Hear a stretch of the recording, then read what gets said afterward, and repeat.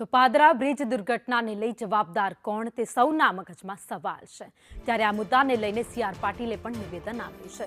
જવાબદારો સામે કડક કાર્યવાહી કરાશે। મુખ્યમંત્રીને કડક કાર્યવાહી માટે વિનંતી પણ કરી છે। કોઈ પણ જવાબદાર વ્યક્તિને છોડવામાં નહીં આવે।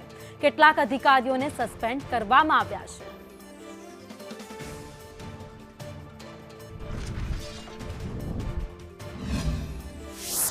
કોઈ પણ બનાવ જ્યારે બને છે ત્યારે સરકાર એ કોઈની પણ હોય એ ચોક્કસપણે ઇન્ક્વાયરી કરતી હોય છે।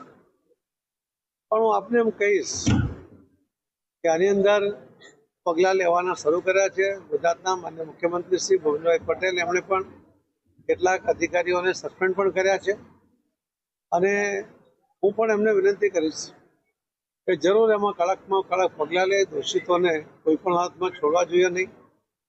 નિર્દોષ લોકો જે રીતે એમને આજે જાન ગુમાવી છે એમને એમના ફેમિલી પ્રત્યે એમને દિલસોજી છે, પણ સાથે સાથે આવા કોઈ જવાબદાર વ્યક્તિને ન છોડાય એના માટેના તમામ પગલાં ભરવા માટે હું પણ આગ્રહ કરીશ એવું આપને